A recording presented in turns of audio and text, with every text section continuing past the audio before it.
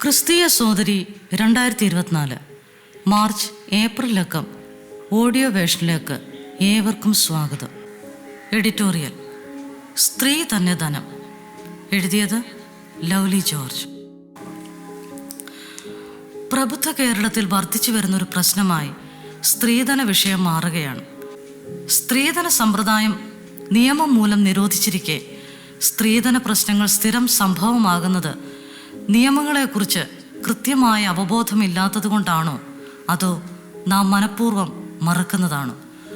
സ്ത്രീധനം അർഹതയോ അവകാശമോ അല്ല.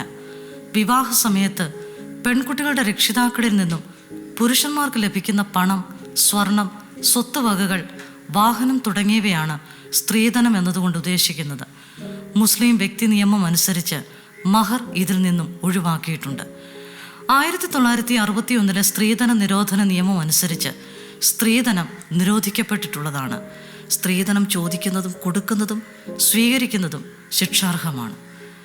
നിരവധി സാമൂഹിക വിപത്തുകൾക്ക് വഴിവെക്കുന്ന സ്ത്രീധന സമ്പ്രദായത്തെ ഒരു ദുരാചാരമായി കാണേണ്ടതുണ്ട്. കുടുംബ ബന്ധങ്ങളുടെ തകർച്ചകൾ മൂലമുണ്ടാകുന്ന ആത്മഹത്യകൾ, കൊലപാതകങ്ങൾ, വിവാഹമോചനങ്ങൾ, ചോദിക്കുന്ന പണം കൊടുക്കാനില്ലാത്തതുകൊണ്ട് വിവാഹം നടത്തുവാൻ കഴിയാതെ ബുദ്ധിമുട്ടുന്നവർ, ഇവയെല്ലാം സ്ത്രീധനത്തിൻ്റെ പേരിൽ ഇന്ന് നടക്കുന്ന പ്രതിസന്ധികളാണ്. സ്ത്രീധന മരണങ്ങളും സ്ത്രീധനത്തിൻ്റെ പേരിൽ ആക്രമിക്കപ്പെടുന്ന സ്ത്രീകളും അനവധിയാണ്. വിവാഹം മുടങ്ങിയതിലുള്ള മനോവിഷമത്തിൽ തിരുവനന്തപുരം മെഡിക്കൽ കോളേജിലെ PG വിദ്യാർത്ഥിനി ഡോക്ടർ ഷഹാന ആത്മഹത്യ ചെയ്തത് ഈ അടുത്ത സമയത്താണ്. എല്ലാവർക്കും പണമാണ് വേണ്ടതെന്നാണ് ആത്മഹത്യാക്കുറിപ്പിൽ ഷഹാന എഴുതിയത്. റുവൈസ് എന്ന യുവാവുമായി പ്രണയത്തിലായിരുന്ന ഷഹാനയുടെ വിവാഹം മുടങ്ങിയത് സ്ത്രീധനത്തിൻ്റെ പേരിലാണ്. സ്ത്രീധനം ഏതെങ്കിലും ഒരു പ്രത്യേക വിഭാഗത്തിന് മാത്രം വിഷയമായി പരിമിതപ്പെടുന്നില്ല. എല്ലാ മതസ്ഥരും ഈ വിഷയത്തിൽ ഒരുപോലെയുള്ള ചിന്താഗതികളാണ് വെച്ചു പുലർത്തുന്നത്. വിവാഹാലോചന ആരംഭിക്കുന്നതിന് മുമ്പേ എത്ര കൊടുക്കും എന്ന തരത്തിലുള്ള ചർച്ചകളാണ് ഉയരുന്നത്. ചിലർക്ക് ഇത് ആത്മാഭിമാനത്തിൻ്റെ പ്രശ്നം കൂടെയാണ്.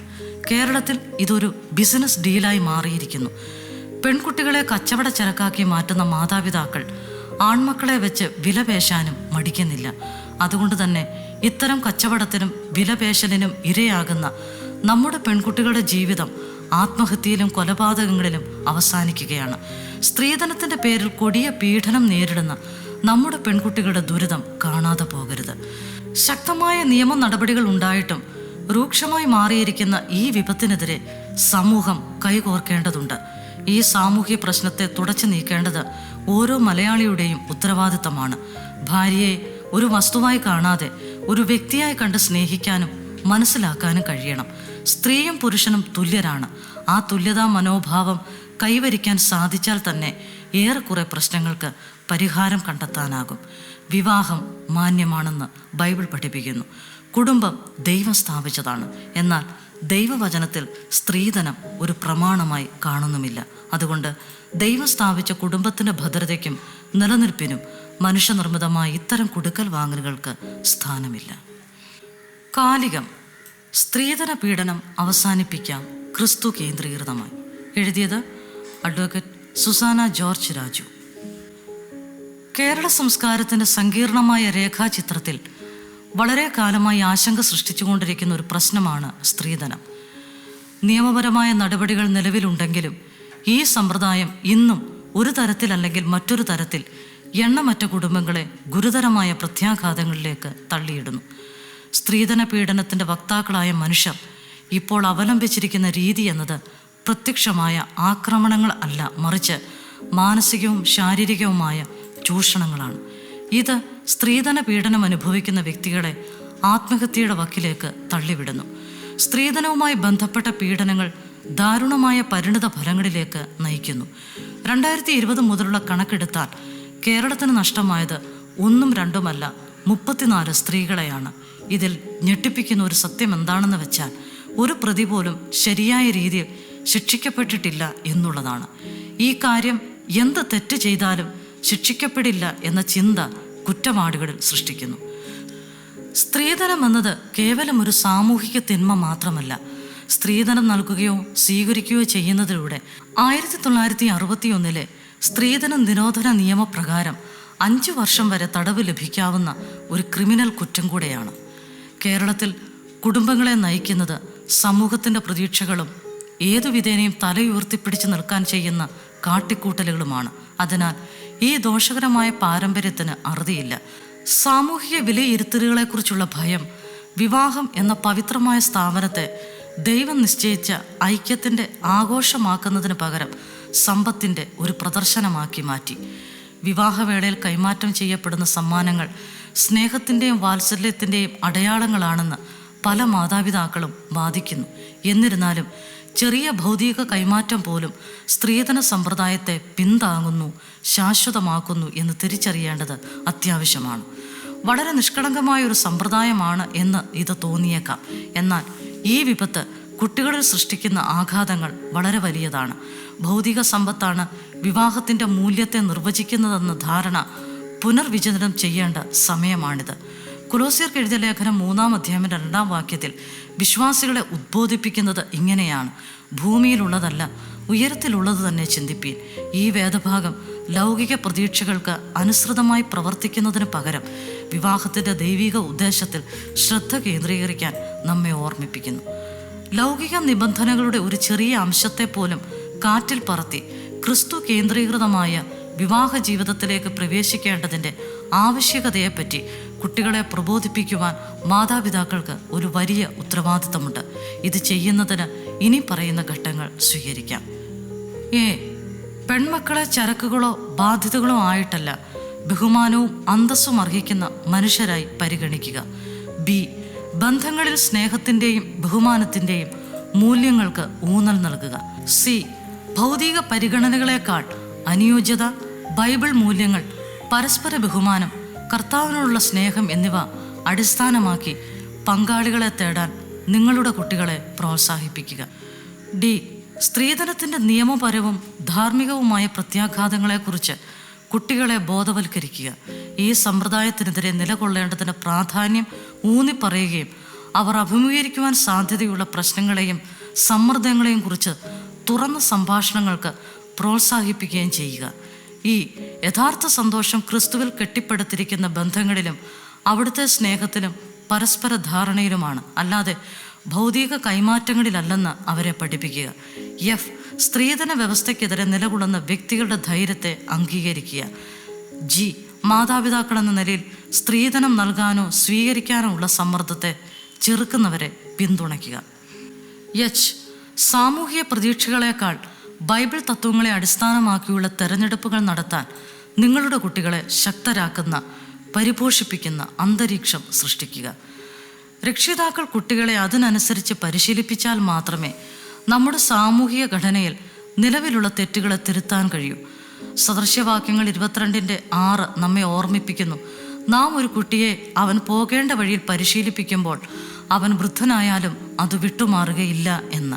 സ്ത്രീധന സമ്പ്രദായം നിരസിക്കുക വഴി നമ്മുടെ കുട്ടികൾക്ക് കൂടുതൽ നീതിയും സ്നേഹവുമുള്ള ഒരു ലോകത്തെയാണ് നാം നൽകുന്നത്.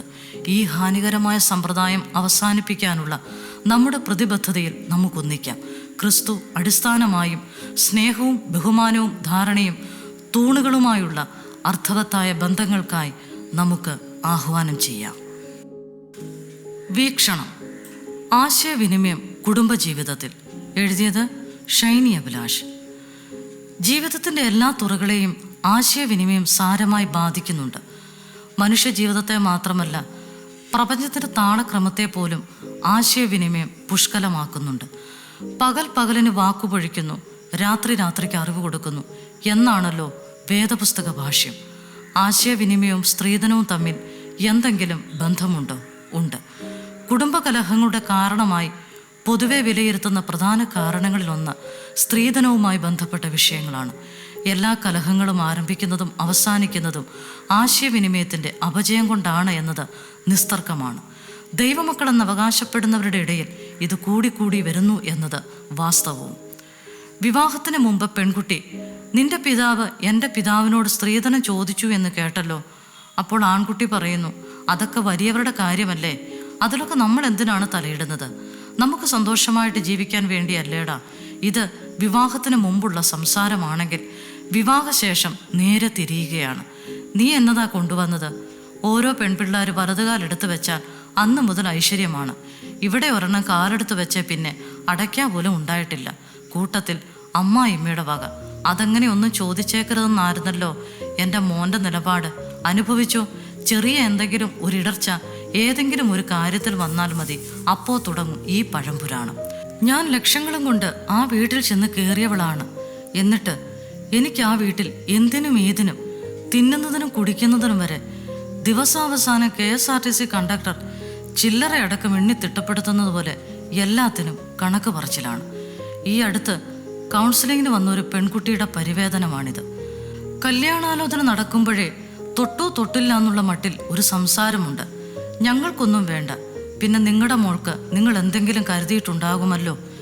എത്ര സരസമായ ഭാഷയിൽ നമ്മുടെ ആളുകൾക്ക് സംസാരിക്കാൻ സാധിക്കുന്നു. പുതുതലമുറയിൽ ഉയർന്നു കേൾക്കുന്ന ഒന്നാണ് തുല്യത. തുല്യത എല്ലാ കാര്യത്തിലും കൊണ്ടുവന്നാൽ നമ്മുടെ കുഞ്ഞുങ്ങൾ ശരിക്കും പെട്ടുപോകും. പണം വാങ്ങുകയും കൊടുക്കുകയും ചെയ്യുന്നതും വൃദ്ധ മാതാപിതാക്കളെ ശുശ്രൂഷിക്കുന്ന കാര്യത്തിലും തുല്യത കൊണ്ടുവന്നാൽ സ്ത്രീധനം വാങ്ങുന്നത് കുറയും. സ്ത്രീധനം വാങ്ങുകയല്ല, കൊടുക്കുകയാണ് പഴയ നിയമപ്രകാരം ചെയ്തിട്ടുള്ളത്. ഇസഹാക്കിനെ പെണ്ണന്വേഷിച്ച് ചെല്ലുന്ന അബ്രഹാമിൻ്റെ ദാസൻ ആദ്യം റിബേക്കയ്ക്ക് മൂക്കിന് മുക്കുത്തിയും കൈകൾക്ക് വളയും കൊടുത്തിട്ടാണ് അവളുടെ മാതാപിതാക്കളോട് കാര്യം അവതരിപ്പിക്കുന്നത് പോലും. പിന്നീട് അവൾക്കും അവളുടെ അമ്മയ്ക്കും സഹോദരനും വെള്ളിയും പൊന്നും വിശേഷ വസ്തുക്കളും നൽകുകയും ചെയ്തു. എന്നാൽ ഇവിടെ ശ്രദ്ധിക്കേണ്ട മറ്റു ചില കാര്യങ്ങൾ റിബേക്കയിലുണ്ട്. അബ്രഹാമിൻ്റെ ദാസൻ അവളോട് വെള്ളം കുടിക്കാൻ ചോദിക്കുമ്പോൾ അവൾ അദ്ദേഹത്തിനും അദ്ദേഹത്തിൻ്റെ ഒട്ടകങ്ങൾക്കും കൂടി വെള്ളം കോരി കൊടുക്കുന്നു. മറ്റുള്ളവരെ കരുതാനും സ്നേഹിക്കാനുമുള്ള അവളുടെ മനോഭാവം അവൾക്ക് ലഭിച്ചത് അവളുടെ വീട്ടിൽ നിന്നാവണം. അവൾക്ക് നല്ല പരിശീലനം അവളുടെ ഭവനത്തിൽ തന്നെ കിട്ടിയിട്ടുണ്ട്. അവളെ സംബന്ധിച്ച് ഇത്രയധികം വെള്ളം കോരുക എന്നുള്ളത് ഒരു ഭാരിച്ച ജോലിയായി തോന്നാഞ്ഞതും അതുകൊണ്ട് തന്നെയാകണം. തൻ്റെ ഭവനത്തിൽ ഇടം കൊടുക്കാമെന്ന് പറയുന്നതും വിശാലമായ സൽക്കാര സമ്പന്നത കൂടെ കൊണ്ടു നടക്കുന്ന ഒരു കുടുംബ ബന്ധത്തിൻ്റെ ചിത്രമാണ് നൽകുന്നത്. മറ്റൊരു കാര്യം, റിബേക്കയ്ക്ക് അവളുടേതായ ഒരു തീരുമാനമുണ്ടായിരുന്നു എന്നുള്ളതാണ്. ഇത് പുതിയ തലമുറക്കാർക്ക് അല്പം സന്തോഷമുളവാക്കുന്നതാണ്. ഇവിടെ അബ്രഹാമിൻ്റെ ദാസൻ ദൈവഹിതമെന്ന് തിരിച്ചറിഞ്ഞെങ്കിലും റിബേക്കയ്ക്ക് തീരുമാനമെടുക്കാൻ ഒരു പ്രയാസവും ഉണ്ടായില്ല എന്നും കാണുന്നുണ്ട്. ഉൽപ്പത്തി പുസ്തകം 24-ാം അധ്യായം 57-ാം വാക്യത്തിൽ അവളുടെ അമ്മയും സഹോദരനും ചോദിക്കുന്നുണ്ട്, ഞങ്ങൾ ബാലയോട് ഒന്ന് ചോദിക്കട്ടെ എന്ന്. നമ്മൾ പുരാതനമെന്ന് പറയുന്ന കാലഘട്ടത്തിൽ ഒരു സ്ത്രീ ശബ്ദത്തിന് കൊടുക്കുന്ന വിലയും അവൾ ആത്മവിശ്വാസത്തോടെ കൊടുക്കുന്ന മറുപടിയും സ്ത്രീകളുടെ ശബ്ദത്തിന് ബൈബിൾ കൊടുക്കുന്ന പ്രാധാന്യത്തിലേക്ക് വിരൽ ചൂണ്ടുന്നു. ഇന്നെല്ലാവരും സ്വന്തം കാലിൽ നിൽക്കുന്നവർ എന്നാണ് അഭിമാനിക്കുന്നത്. സ്വന്തം കാലിൽ നിൽക്കുക എന്നതുകൊണ്ട് ഒരു ജോലി ചെയ്ത് പണം സമ്പാദിക്കുന്നവർ എന്നല്ല അർത്ഥം. റിബേക്കയെ പോലെ ഉറച്ച തീരുമാനമെടുക്കാൻ കഴിയുന്നവർ എന്നാകണം. സ്വാതന്ത്ര്യം എന്നത് സ്വന്തം പെൺമക്കൾക്ക് മാത്രം അവകാശപ്പെട്ടതല്ല, മരുമകൾക്കും അവകാശപ്പെട്ടതാണ്. അല്ലാതെ വിദേശ ജോലിയും പങ്കാളിയുടെ വിസയും കണ്ട് കുറെ പണം സ്ത്രീധനം വാങ്ങി വിവാഹം കഴിച്ചിട്ട് 4-ാം പക്കം മുതൽ കുടുംബ വഴക്കുമായി ജീവിതം നശിപ്പിച്ചു നിൽക്കുമ്പോൾ നീ ഇങ്ങുവാ മോളെ എന്ന് പറയുന്നതല്ല. ദൈവഹിതം എന്നൊന്ന് വിവാഹത്തോടുള്ള ബന്ധത്തിൽ തീരെ ആവശ്യമില്ലാത്ത ഒന്നായി തീർന്നുകൊണ്ടിരിക്കുന്നു. ഏതു പ്രശ്നത്തിലും നിരുപാധിക സ്നേഹം കൊടുക്കുവാൻ ദൈവഹിതപ്രകാരമുള്ള കുടുംബങ്ങൾക്ക് മാത്രമേ കഴിയൂ. ആശയവിനിമയ പ്രശ്നങ്ങൾ വരുമ്പോൾ ആർക്ക് വിധേയപ്പെടണമെന്നത് ദൈവഹിതത്തിൽ മാത്രമേ മനസ്സിലാകുകയുള്ളൂ. അനുഗ്രഹീതമായ ദാമ്പത്യ ജീവിതം കെട്ടിപ്പൊക്കുവാൻ ആരാണ് മുൻകൈയെടുക്കേണ്ടത്? മാതാപിതാക്കളോ മക്കളോ അതോ ഇരുകൂട്ടരുമോ? ജീവിതത്തിൻ്റെ ഉത്തരവാദിത്തം ഏറ്റെടുക്കുവാൻ എല്ലാവരും ബാധ്യസ്ഥരാണ്. പിന്നിട്ട വഴികൾ. നിർമ്മലം നിർവ്യാജം ഈ വിശ്വാസം. എൻ്റെ പേര് നിർമ്മല രാജൻ. മാതാപിതാക്കളും 8 സഹോദരങ്ങളും അടങ്ങുന്നതാണ് എൻ്റെ കുടുംബം. തിരുവനന്തപുരം ജില്ലയിലെ കാട്ടാക്കട എന്ന സ്ഥലത്ത് ഒരു യാഥാസ്ഥിക കത്തോലിക്ക കുടുംബത്തിൽ ജനിച്ചു. ചെറിയ പ്രായം മുതൽ മതഭക്തിയിൽ വളർന്നു വന്ന ഞാൻ പ്രവൃത്തിയിലൂടെ സ്വർഗത്തിൽ പോകാമെന്ന് വിശ്വസിച്ചിരുന്നു. അപ്പൻ മദ്യപാനിയായിരുന്നു. അതുകൊണ്ട് മക്കളായ ഞങ്ങൾക്ക് മെച്ചമായ വിദ്യാഭ്യാസം ലഭിച്ചിരുന്നില്ല. ഞാൻ പ്രീ ഡിഗ്രി വിദ്യാഭ്യാസം വരെ അവിടെ തുടർന്നു. ഒരു പ്രത്യേക സാഹചര്യത്തിൽ അവിടെ നിന്നും കോയിപ്രം എന്ന സ്ഥലത്ത് ഞാനെത്തി. കോയിപ്രത്ത് പൂച്ചേരിൽ TS ജോർജ് അപ്പച്ചൻ്റെ വീട്ടിൽ താമസമാക്കിയ എന്നെ അവർ നഴ്സിംഗ് പഠനത്തിനായി അയച്ചു. അങ്ങനെയിരിക്കെ 1992 മെയ് മാസം മട്ടക്കൽ പൊടിയമ്മാമ എന്നെ കുമ്പനാട് ക്യാമ്പിന് കൊണ്ടുപോയി. ആ ക്യാമ്പിൽ സഹോദരിമാർക്ക് വേണ്ടി ക്ലാസ് എടുത്തത് കൊടുന്തറ തങ്കമ്മാമയും വള്ളിപ്പറമ്പിൽ ഗ്രേസി ടീച്ചറുമായിരുന്നു. ചെറിയ പ്രായം മുതൽ ക്രൂശിനെ നോക്കിയിരിക്കുന്ന സ്വഭാവമുള്ള എനിക്ക് അവിടെ കേട്ട ദൈവവചന ക്ലാസുകളോടൊന്നും ക്രിയാത്മകമായി പ്രതികരിക്കുവാൻ സാധിച്ചിരുന്നില്ല എന്നു മാത്രമല്ല, അമ്മയില്ലാതെ മകൻ എങ്ങനെയാണ് ഉണ്ടായത് എന്ന വാദവുമായി ക്യാമ്പിന്റെ 4 ദിവസം വരെയും ഞാൻ അവരോട് തർക്കിച്ചുകൊണ്ടേയിരുന്നു. പക്ഷെ 4-ാം ദിവസം വൈകുന്നേരമായപ്പോൾ മനസ്സിന് പറഞ്ഞറിയിക്കുവാൻ കഴിയാത്ത അസ്വസ്ഥത അനുഭവിക്കാൻ തുടങ്ങി. രാത്രിയിൽ കിടന്നിട്ടും ഉറക്കം വരാതെ ഞാൻ തിരിഞ്ഞും മറിഞ്ഞും കിടന്നു. ഞാനൊരു പാപിയാണെന്നുള്ള ബോധ്യം എന്നെ ഏറെ അസ്വസ്ഥയാക്കി. 5-ാം ദിവസം ക്ലാസ്സിലെ അമ്മച്ചിമാരോട് തലേ ദിവസത്തെ സാഹചര്യങ്ങൾ പറയുകയും അവർ കർത്താവായ യേശുക്രിസ്തു ലോകത്തിൽ വന്നതിനെക്കുറിച്ചും ക്രിസ്തുവിൽ വിശ്വസിക്കുന്നവർക്ക് ലഭിക്കുന്ന നിത്യജീവനെക്കുറിച്ചും മറ്റെല്ലാ ദാനങ്ങളെക്കുറിച്ചും വ്യക്തമായി എനിക്ക് പറഞ്ഞു തന്നു. അങ്ങനെ ആ ക്യാമ്പിൽ വെച്ച് ഞാൻ എൻ്റെ കർത്താവിനെ രക്ഷകനും കർത്താവുമായി സ്വീകരിച്ചു. പൂച്ചേരി വീട്ടിലെ അപ്പച്ചൻ രോഗിയായി തീർന്നു. അപ്പച്ചൻ്റെ 4 മക്കളും അമേരിക്കയിലായിരുന്നതുകൊണ്ട് അവർ അപ്പച്ചനെ അമേരിക്കയിലേക്ക് കൊണ്ടുപോയി. തനിയെ ആ വീട്ടിൽ താമസിക്കുവാനുള്ള അസൗകര്യ നിമിത്തം ഒരു താമസ സ്ഥലത്തിനായി ഞാൻ അലഞ്ഞു നടന്നു.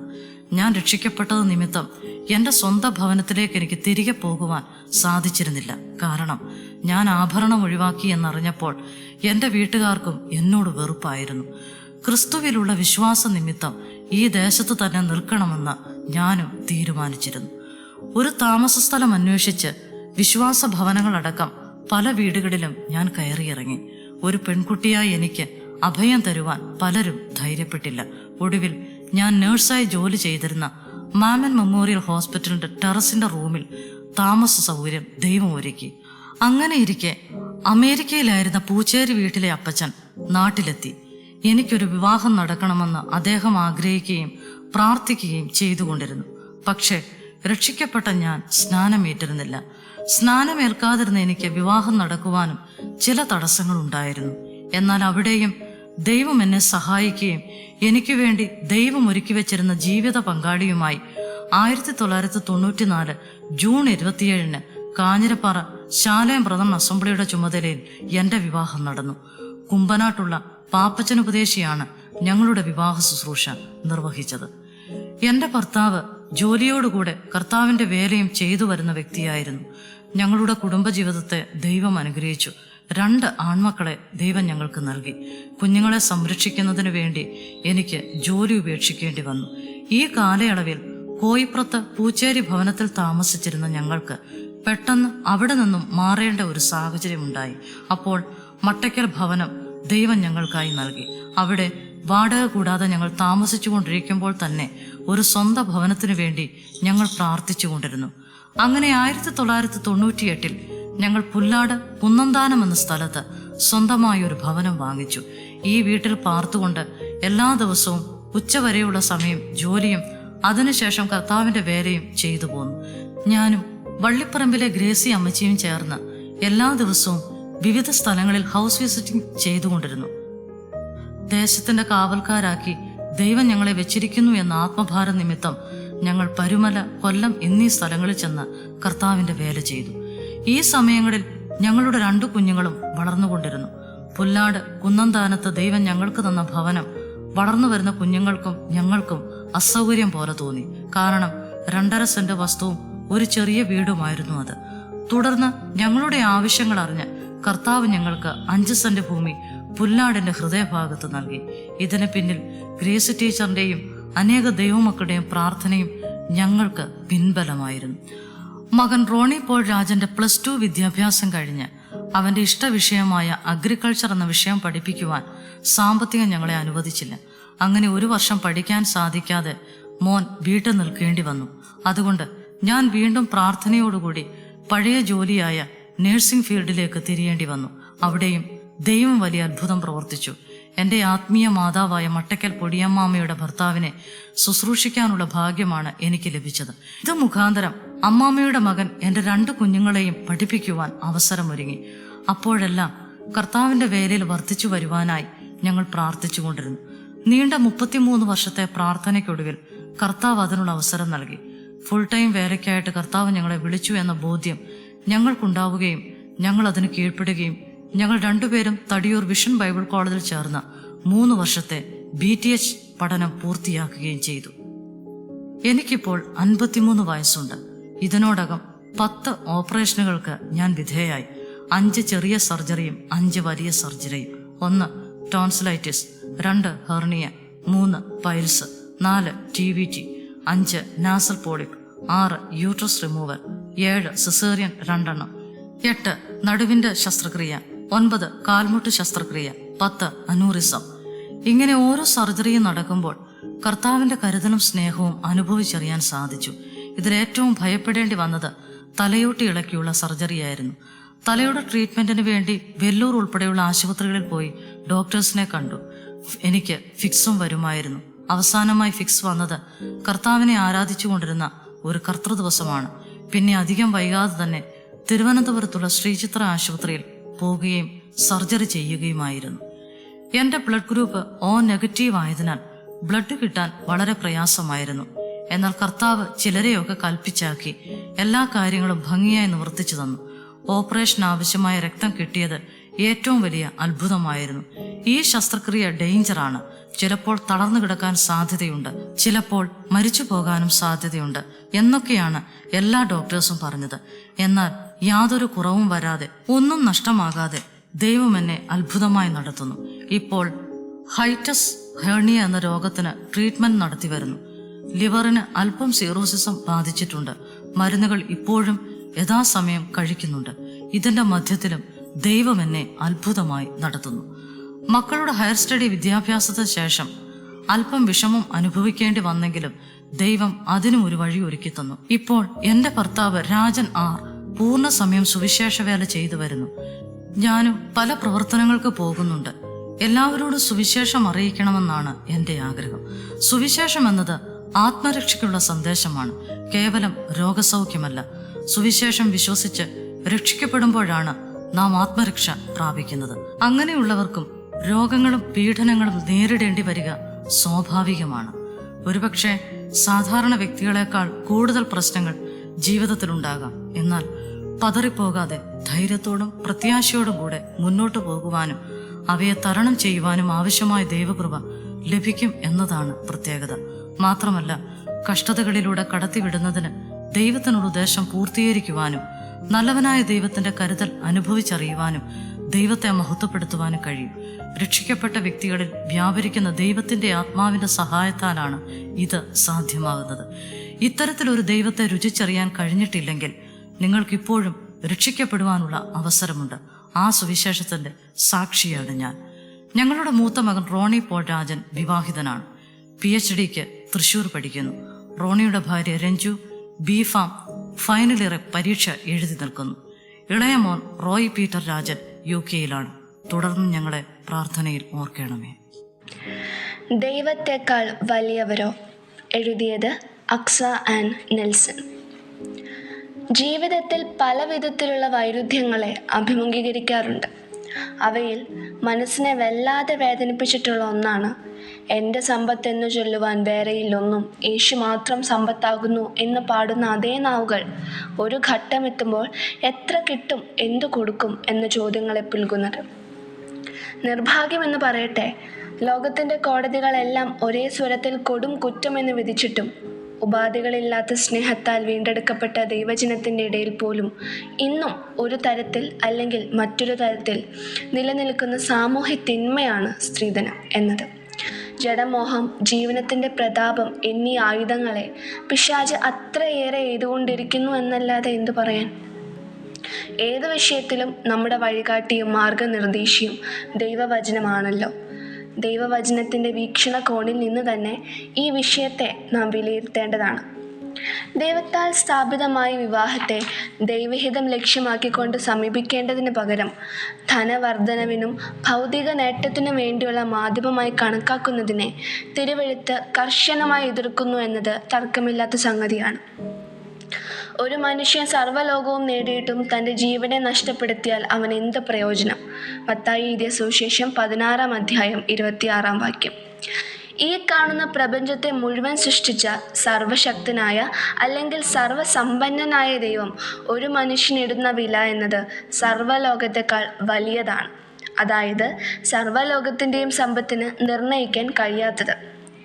കേവലം ലക്ഷങ്ങളുടെയും കോടികളുടെയും പേരിൽ ദൈവത്തിൻ്റെ സൃഷ്ടിക്ക് അഥവാ സ്ത്രീക്ക് വിലയിടുവാൻ മനുഷ്യന് അധികാരം ലഭിച്ചത് എവിടെ നിന്നാണ്?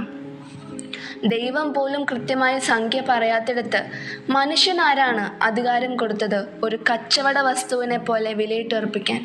ഉത്തരം അജ്ഞാതമാണ്, വിശദീകരിക്കാനാവാത്തതാണ്.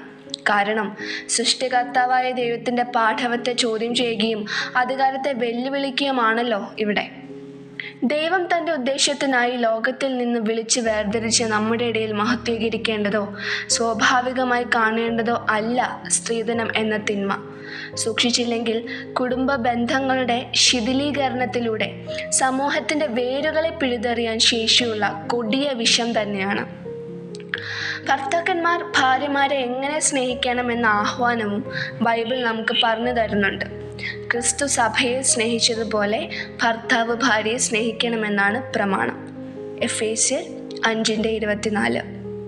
പ്രായഭേദമന്യേ ഏവർക്കും അറിയുന്നതും വിവാഹവേദികളിലൊക്കെ നിറഞ്ഞു നിൽക്കുന്നതുമായ സത്യം. ക്രിസ്തീയ വിവാഹത്തിൻ്റെ മാതൃക എന്നത് ക്രിസ്തുവും സഭയും തമ്മിലുള്ള അഗാധമായ ബന്ധത്തെ സൂചിപ്പിക്കുന്നു. ക്രിസ്തു എങ്ങനെയാണ് സഭയെ സ്നേഹിച്ചത്? പൊള്ളയായ വിലപേശലുകളിലൂടെയും കച്ചവടവൽക്കരണത്തിലൂടെയുമായിരുന്നോ? ഒരിക്കലുമല്ല. ഞാൻ നിന്റെ രക്ഷിതാവാകണമെങ്കിൽ ഒരു നിശ്ചിത തുക നൽകുന്നതാണ് മര്യാദ എന്ന നിബന്ധന ക്രിസ്തു വെച്ചിരുന്നെങ്കിൽ എത്ര പേർക്ക് രക്ഷ ലഭിക്കുമായിരുന്നു? രക്ഷ സൗജന്യമാണ്. അയോഗ്യതകളെ യോഗ്യതകളാക്കി കണ്ടുകൊണ്ട് ഉപാധികളില്ലാതെ നിബന്ധനകളില്ലാതെ സ്വന്തം ജീവനെ നൽകി ക്രിസ്തു സഭയെ സ്നേഹിച്ചു. അത്രയും ഉദാത്തമായ സ്നേഹം ഒരു പക്ഷേ മാനുഷിക രീതിയിൽ പ്രയാസമായിരിക്കാം. എന്നാൽ ജീവിത പങ്കാളിയെക്കുറിച്ച് നോട്ടുകെട്ടുകൾ കൊണ്ട് വിലയിരുത്തുന്ന ഒരു വസ്തുവായി കാണുന്ന സമ്പ്രദായം നാം അവസാനിപ്പിക്കണം. കാരണം നമ്മിൽ വ്യാപരിക്കുന്നത് ദൈവസ്നേഹമാണല്ലോ, വ്യാപരിക്കേണ്ടതും. എക്കാലത്തെയും മാതൃകാ വിവാഹമായി കണക്കാക്കുന്ന ഇസഹാക്കിൻ്റെയും റിബേക്കയുടെയും വിവാഹത്തിൻ്റെ ആലോചന വേളയിൽ നടന്നതും ശ്രദ്ധേയമാണ്. അവിടെ വിശേഷ വസ്തുക്കൾ എലയാസർ പെൺകുട്ടിക്കും അവളുടെ വീട്ടുകാർക്കും കൊടുക്കുന്നു. ഉൽപ്പത്തി 24:53. സ്വന്തം ഭവനത്തെയും ദേശത്തെയും എല്ലാം വിട്ടെറിഞ്ഞ് വേറൊരു വ്യക്തിയെയും ഭവനത്തെയും സ്വന്തമായി കാണാൻ ഒരു പെൺകുട്ടി എടുക്കുന്ന തീരുമാനത്തെ ആദരിക്കുന്നതിൻ്റെ സൂചകം. വാസ്തവത്തിൽ ധനം എന്ന സമ്പ്രദായം ഉണ്ടെങ്കിൽ തന്നെ അത് സ്ത്രീയിൽ നിന്ന് വാങ്ങലല്ല, മറിച്ച് സ്ത്രീക്ക് കൊടുക്കലാണ് വേണ്ടതെന്ന് തോന്നിയിട്ടുണ്ട്. കാരണം പിന്നീടുള്ള ത്യാഗങ്ങളുടെ പട്ടികയിൽ സ്ത്രീകളുടെ തട്ടിന് ഖനം അല്പം കൂടുതൽ തന്നെയാണ്. ഒരു ആത്മപരീക്ഷണമാണ്, സ്ഥാപിക്കലല്ല. വിവാഹ ആലോചനയ്ക്ക് പിടിമുറുകുമ്പോൾ ആവശ്യമെന്ന് പറഞ്ഞ് മുന്നോട്ട് വയ്ക്കുന്ന നിശ്ചിത തുകകളും പ്രത്യേക തൊഴിലുകളും ശാരീരികമായ നിബന്ധനകളും ഒന്നേ നേടിത്തരുന്നുള്ളൂ: കുടുംബ ബന്ധങ്ങളുടെ തകർച്ച. അതല്ലാതെ ആർക്കും ഒന്നിനും പ്രയോജനം ചെയ്യുന്നില്ല. കേരളത്തിലെ തന്നെ കഴിഞ്ഞ കാല ചരിത്രം പരിശോധിച്ചാൽ സ്ത്രീധനം എന്ന പാപം കൊയ്തു കൂട്ടിയ മരണങ്ങളുടെയും ശിഥിലമാക്കിയ കുടുംബ ബന്ധങ്ങളുടെയും സംഖ്യയ്ക്ക് തന്നെ കണക്കില്ലല്ലോ. സേ നോ ടു ഡൗറി എന്നുള്ള മുദ്രാവാക്യം സമൂഹത്തിൽ ഒന്നാകെ അലയടിക്കുന്ന ഈ നാളുകളിൽ ക്രിസ്തീയ സഹോദരിമാരായ നമുക്ക് ചില തീരുമാനങ്ങൾ എടുക്കാം. വിവാഹാലോചനകളിൽ ദൈവഹിതത്തിന് നമ്മെ തന്നെ പൂർണ്ണമായി സമർപ്പിച്ച് ദൈവത്തിൽ പരിപൂർണമായി ആശ്രയിച്ച് പ്രാർത്ഥനയോടെ, സുബോധത്തോടെ, ക്ഷമയോടെ തീരുമാനങ്ങൾ എടുക്കാൻ. ക്രിസ്തു കേന്ദ്രീകൃതമായ കുടുംബജീവിതം എന്നതിൽ നിന്ന് വ്യതിചലിച്ച് ഭൗതികതയെ ലാക്കാക്കുന്ന ബന്ധങ്ങളോട് കർശനമായി നോ പറയാൻ. കൂടാതെ ദൈവം അനുവദിക്കുന്ന പക്ഷം മാതാക്കളാകുമ്പോൾ കുഞ്ഞുങ്ങളെ, വിശേഷാൽ ആൺകുഞ്ഞുങ്ങളെ ഈ മൂല്യത്തിൽ അധിഷ്ഠിതമാക്കി വളർത്തുവാൻ. പണം വേണ്ട, ദൈവം എനിക്ക് വെച്ചിരിക്കുന്ന ജീവിത പങ്കാളിയെ മതി എന്നും വിലപേശുന്ന ബന്ധങ്ങളിലേക്ക് ഞാൻ പ്രവേശിക്കയില്ല എന്നുമുള്ള തീരുമാനങ്ങൾ എടുക്കാൻ ദൈവകൃപ പ്രാപിക്കട്ടെ നമ്മുടെ കുഞ്ഞുങ്ങൾ. ദൈവം കൃപ തരും, തീർച്ച. നാം ദൈവത്തെക്കാൾ വലിയവരോ? ഇടതടവില്ലാതെ സ്ത്രീധനത്തിൻ്റെ ആരവങ്ങൾ ഉയരുമ്പോൾ ഈ ചോദ്യവും നമ്മുടെ ഹൃദയങ്ങളെ ഭരിക്കട്ടെ. ആമീൻ. കടപ്പുറത്ത് കുട്ടികൾ കളിക്കുന്ന ശബ്ദം ഉച്ചത്തിൽ കേൾക്കുന്നു. സ്കൂൾ അവധിയായതിനാൽ എല്ലാവരും ബീച്ചിലുണ്ട്. ആൽബി വെളിയിലേക്ക് ഇറങ്ങി. മോനെ, എന്തെങ്കിലും കഴിച്ചിട്ട് പോകും? വേണ്ടമ്മേ, എനിക്കൊന്നും വേണ്ട. അവൻ തിരിഞ്ഞു നോക്കാതെ നേരെ കടപ്പുറത്തേക്ക് നടന്നു. പാവം, എത്ര ദിവസമായി ഇങ്ങനെ വിഷമിച്ചു നടക്കുന്നു. ഊണും ഉറക്കവുമില്ലാതെ ഉണ്ടാക്കിയ അവൻ്റെ ബോട്ടല്ലേ തിരമാലയിൽപ്പെട്ട് കാണാതെ പോയത്. ഇനി എങ്ങനെ കിട്ടും? അമ്മ ഒരു നെടുവീർപ്പിട്ടുകൊണ്ട് അടുക്കളയിലേക്ക് പോയി. സായാഹ്ന സൂര്യന്റെ കിരണങ്ങളേറ്റ് പഞ്ചാരമണൽ മിന്നിത്തിളങ്ങി. മത്സ്യബന്ധനത്തിന് പോയ ബോട്ടുകളും വള്ളങ്ങളും പുറം കടലിൽ നിന്നും കരയണഞ്ഞു തുടങ്ങി. അസ്തമയം കാണുവാനുള്ള ടൂറിസ്റ്റുകളുടെ തിരക്കേറി വരുന്നു. കുട്ടികൾ ചെറിയ ചെറിയ സാധനങ്ങൾ വിൽക്കുവാനായി അവരെ പിന്നാലെ കൂടുന്നു. പതിവ് പോലെ ആൽബി കുറച്ചു ദൂരെ പാറക്കെട്ടിന്റെ ഒരറ്റത്ത് ചെന്നിരുന്നു. അവിടെ ഇരുന്നാൽ അനന്തമായ മഹാസമുദ്രം പരന്നു കിടക്കുന്നത് കാണാം. ഒരു തണുത്ത കാറ്റ് അവനെ തഴുകി കടന്നുപോയി. അവൻ്റെ ചിന്ത മുഴുവൻ കടലമ്മ കവർന്നു കൊണ്ടുപോയ തൻ്റെ പ്രിൻസിനെ കുറിച്ചായിരുന്നു. തുറയിലെ തോമസ് മുതലാളിയുടെ പുതിയ യമഹ എഞ്ചിൻ ഘടിപ്പിച്ച ബോട്ട് കടലിൽ തിരകളെ കീറി മുറിച്ച് അങ്ങോളം ഇങ്ങോളം ചീറിപ്പാഞ്ഞു പോകുന്നത് സങ്കടത്തോടെ നോക്കി നിന്നു. കാരണം അതുപോലൊന്ന് ജീവിതത്തിൽ തങ്ങൾക്ക് വാങ്ങിക്കുവാൻ കഴിയില്ല. ആൽബിക്ക് ഒരു ഐഡിയ തോന്നി. അതിൻ്റെ മോഡലിൽ ഒരെണ്ണം ഉണ്ടാക്കാം, എപ്പോഴും കണ്ടുകൊണ്ടിരിക്കാമല്ലോ. അങ്ങനെ പഴയ പലകകളും പ്ലാസ്റ്റിക്കും ഒക്കെ കൊണ്ട് വളരെ നാളത്തെ പരിശ്രമത്തിൻ്റെ ഫലമായി ഒടുവിൽ തൻ്റെ സ്വപ്നം യാഥാർത്ഥ്യമായി. ചുവപ്പും പച്ചയും മഞ്ഞയും പെയിന്റ് അടിച്ചപ്പോൾ തൻ്റെ ബോട്ട് സുന്ദര കുട്ടപ്പനായി. പ്രിൻസ് എന്ന പേരുമിട്ടു. എന്നും സ്കൂൾ വിട്ടുവന്ന് തീരത്ത് അധികം തിരയില്ലാത്ത സ്ഥലത്ത് അവനെ ഇറക്കും. ചെറിയ ഓളങ്ങളാൽ നീങ്ങുന്നത് കാണാൻ നല്ല രസമായിരുന്നു. എന്നാൽ ഒരു ദിവസം പ്രതീക്ഷിക്കാത്ത ഒരു വലിയ തിര വന്ന് കടലമ്മ അവനെ എടുത്തുകൊണ്ടുപോയി. പിന്നെ അവനെ കണ്ടിട്ടില്ല. ആൽബിക്ക് സങ്കടം വന്നു. അവൻ വിദൂരതയിൽ നോക്കിയിരുന്നു. എടാ ആൽബി, നീ ഇവിടെ ഇരിക്കുമായിരുന്നു? ഞാൻ നിന്നെ എവിടെയെല്ലാം തിരക്കി. ആൽബിന്റെ ചങ്ങാതി മാർട്ടിനാണ്. ഇന്ന് പള്ളിപ്പെരുന്നാൾ ആണെന്നുള്ള കാര്യം നീ മറന്നോ? നീ എഴുന്നേറ്റ് വാ. ഇല്ല, ഞാൻ വരുന്നില്ല. ബോട്ട് പോയ സങ്കടം ഇതുവരെ തീർന്നില്ലേ? നമുക്ക് വേറൊന്ന് വാങ്ങിക്കാന്നേ.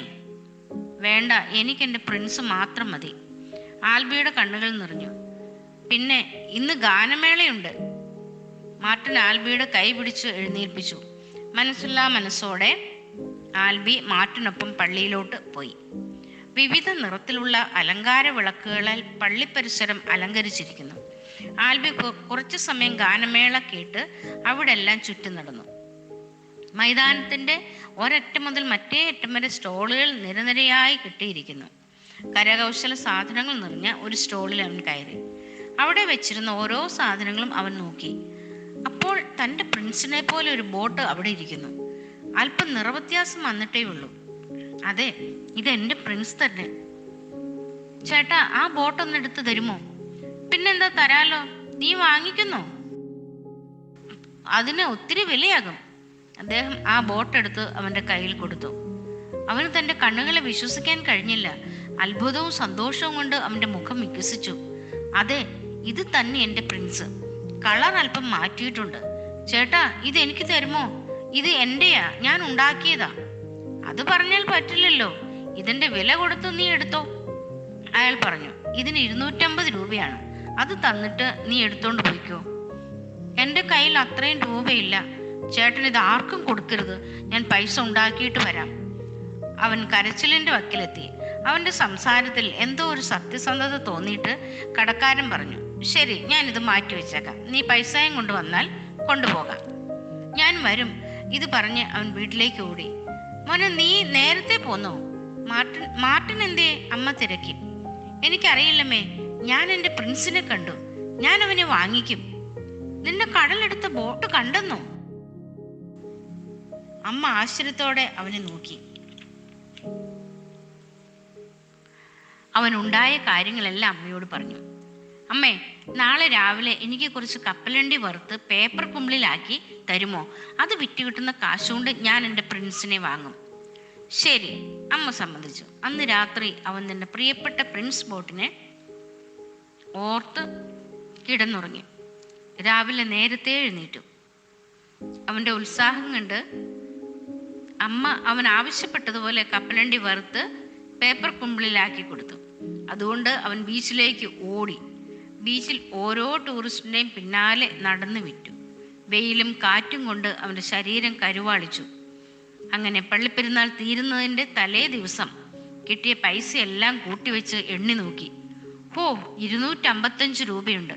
അതിൽ നിന്നും 250 രൂപയും കൊണ്ട് ആൽബി ആ സ്റ്റോളിലേക്ക് ഓടി. ചേട്ടാ, രൂപ ഞാൻ കൊണ്ടുവന്നിട്ടുണ്ട്, ദാ. അവൻ പണം കടക്കാരനെ വെച്ച് നീട്ടി. അയാളത് എണ്ണി തിട്ടപ്പെടുത്തി പറഞ്ഞു, ശരി, ദാ ബോട്ട്, നീ പറഞ്ഞ നിന്റെ ബോട്ട് എടുത്തു. അദ്ദേഹം ആ ബോട്ട് എടുത്തവന് കൊടുത്തു. അവൻ ആ കുഞ്ഞു ബോട്ടിനെ കെട്ടിപ്പിടിച്ച് കടപ്പുറത്തൂടെ ഓടി നടന്നു. അവൻ പറഞ്ഞു, ഞാൻ നിന്നെ ഉണ്ടാക്കി, എന്നാൽ നീ എൻ്റെ കയ്യിൽ നിന്ന് നഷ്ടപ്പെട്ടപ്പോൾ ഇന്ന് ഞാൻ തന്നെ വില കൊടുത്ത് നിന്നെ വാങ്ങിച്ചിരിക്കുന്നു. നീ എൻ്റേത് മാത്രമാണ്. കൂട്ടുകാരെ, ദൈവം തൻ്റെ സാദൃശ്യത്തിലും സ്വരൂപത്തിലും നമ്മെ സൃഷ്ടിച്ചു. എന്നാൽ പാപം ചെയ്ത് ദൈവത്തിൽ നിന്ന് അകന്നു പോയപ്പോൾ ദൈവം നമ്മെ വില കൊടുത്തു വാങ്ങി. അത് പണം കൊടുത്തല്ല, പിന്നെയോ തൻ്റെ പുത്രനായ യേശുക്രിസ്തുവിൻ്റെ രക്തമാണ് അതിന് മറുവിലയായി തീർന്നത്. അതായത് യേശുക്രിസ്തുവിൻ്റെ മരണമാണ് അതിന് പകരമായി തീർന്നത്. അങ്ങനെ ദൈവം നമ്മെ തൻ്റെ സ്വന്തം മക്കളാക്കി തീർത്തു, നമ്മെ വീണ്ടെടുത്തു, തൻ്റെ സ്വന്തമാക്കി തീർത്തു. തൻ്റെ ജീവൻ നൽകി നമ്മെ സ്നേഹിച്ച കർത്താവിനെ നമ്മെ എത്രമാത്രം സ്നേഹിക്കണം, അല്ലേ? Youth Special: Discovering Identity in Christ, a Journey of Purpose and Fulfillment by Jinsey Jimmy. In the quest for purpose and fulfillment, individuals encounter questions that echo through the ages. Why do we live? What is our purpose? Are we content with life? These questions repeat in us deeply with the concept of finding our identity, that is, the essence of who we are and what gives our lives meaning and how to find meaning in life. Identity as the central theme revolves around the fundamental question, who are you? It is very much related to our values and the choices we make in various aspects of life, such as relationships and careers. Our identity is not stagnant but keeps changing throughout our lifespan, significantly influencing our self-esteem, happiness, and overall well-being. The Maslow's hierarchy of needs often guides this search for fulfillment, focusing primarily on physical aspects. However, human beings possess a spiritual dimension too. King Solomon, well known for his wisdom, tried to find fulfillment and meaning in life through the authority he had, wisdom he possessed, pleasures, wealth, and more, only to find everything under the sun meaningless. He concludes very clearly, stating that life gains true meaning through fearing God and keeping His commandments.